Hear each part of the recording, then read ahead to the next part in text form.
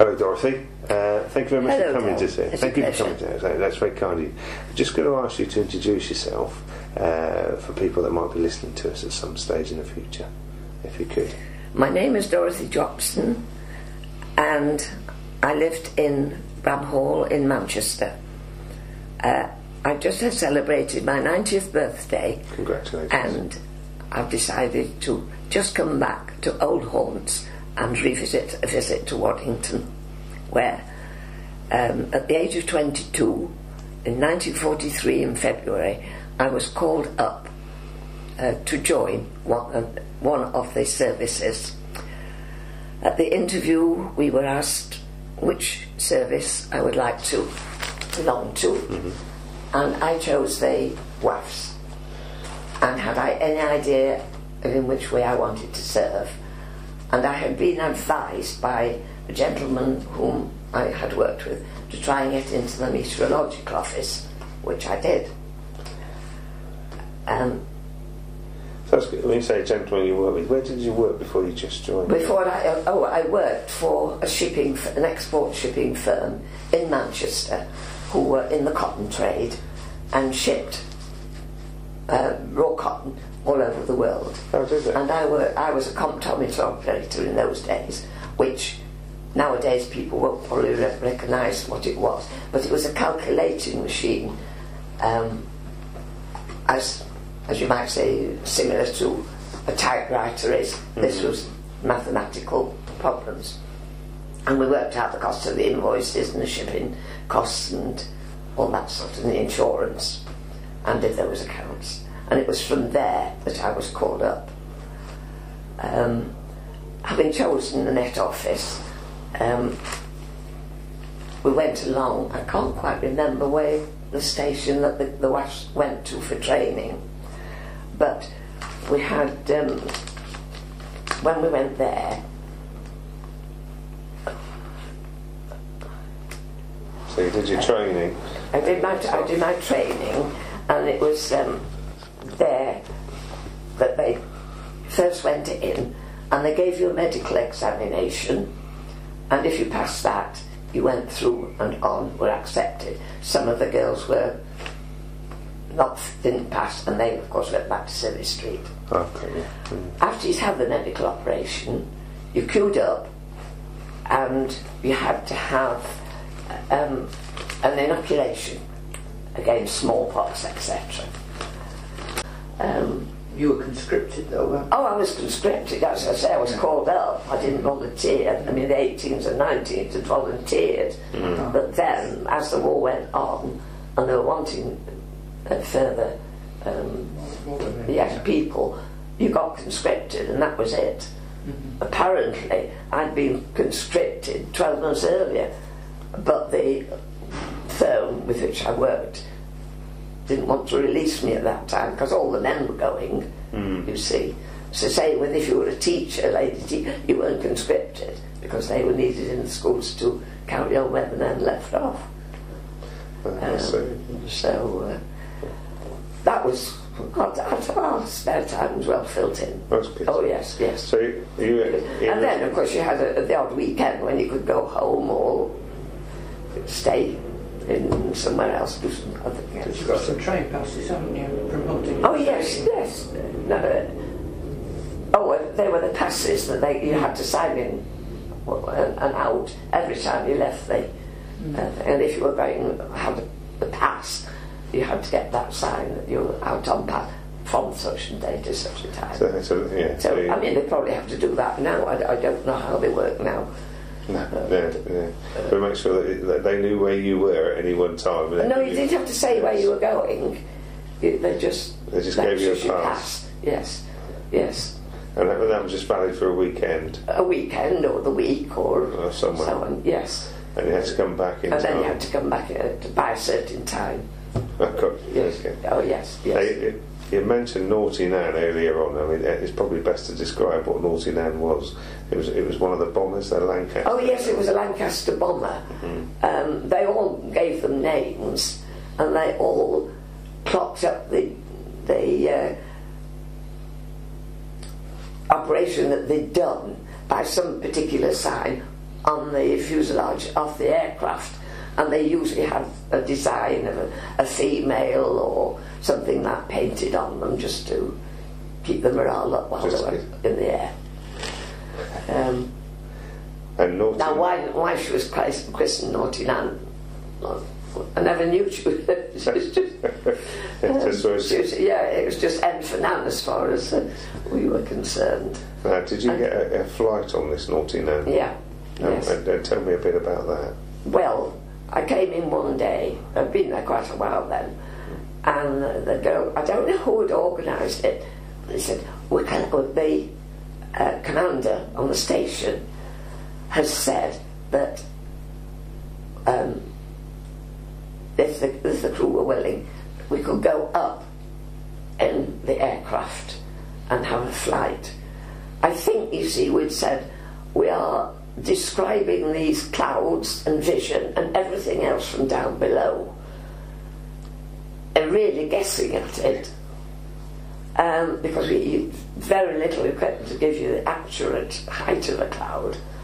And we said, oh well, we'd love to go up and have a look at what we are describing, you see. And somebody twisted his arm and we went up. So this particular day the crew would take the plane up after they'd been on a flight, and they said come down. Well then of course it had to be got over by the ground crew, who really get very little praise for all that they did, because they kept the aircraft in the air. And so the pilot would suddenly pass on the day off, and it had been to take it up and just have a fly around to make sure that he was happy with it. So it was on one of those occasions that we went up. Now the pilot was Jack Colpus, and of course Steve was the navigator, and the other, can't remember the names of the others, were they? What was Steve's last name? Well, he was Stevens. It was David Stevens, but he was just known as Steve, of course. As you do. As you do. And so we went up in the aircraft, and we were flying along quite happily. Now, the other girls, I think there were 3 of us, went up from the Met Office, and they were sitting down. I was standing up by one of the windows looking out at the sky and the clouds, and suddenly Jack Colpus just dropped the plane straight down. The next thing, of course, I was on the floor. The sheer pressure on my head was enormous. I was not injured in any way whatsoever, you see, and I got up, obviously. The one condition that we went up in that plane was that we each had a parachute.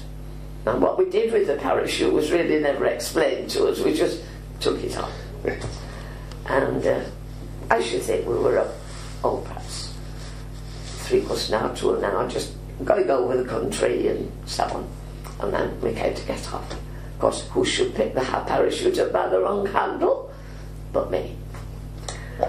So, of course, that meant that my friend on the crew just had to pay 10 shillings to have it repacked.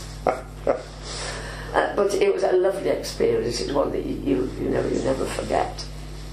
Did you go to East Kirkby in Lancaster?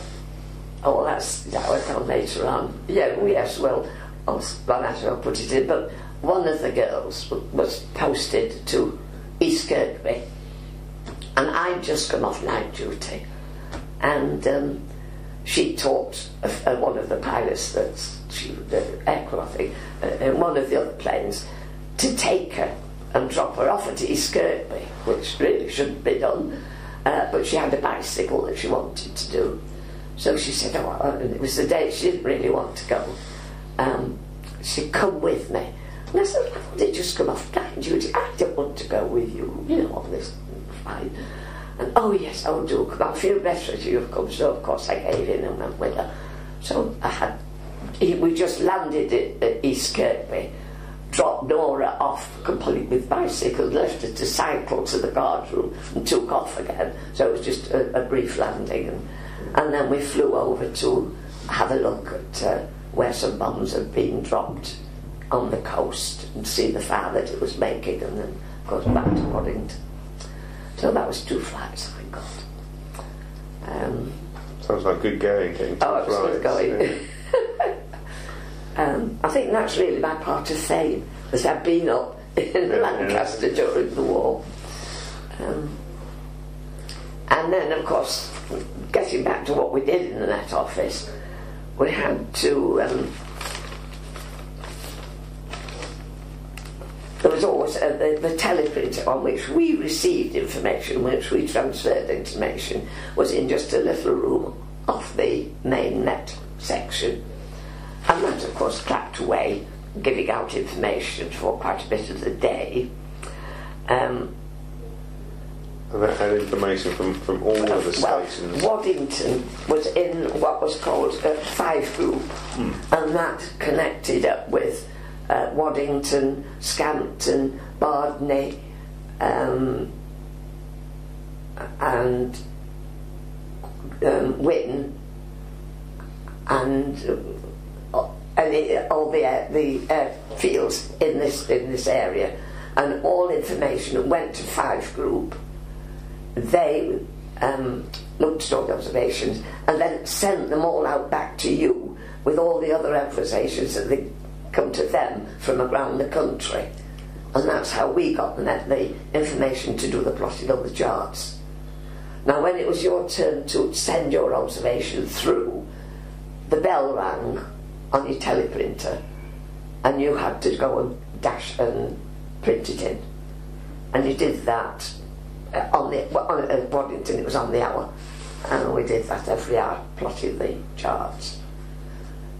Giving them the information, and then you see they used all that when they eventually sent you a forecast to type out for the airmen to take with them on the flight. When you had to type those out and give them to the airmen on their flight? One of the crew, that you did as the Net Office, or one of the crew would come to the Net Office, because you did a photocopied it for one for each aircraft, and they would take them back to their headquarters and distribute them to the men. Was there a specific time that this happened? Was it early in the mornings, or whenever the flying was? It was whenever, was it? There wasn't a regular sort of series of breaks? No. And of course, you've got to be ready in case, while the men were being briefed, which might happen, there was a change in the weather, that would come through to you, and you've got to get copies of that done and get it to the Net Office so that they have that when they came back to the briefing. I see.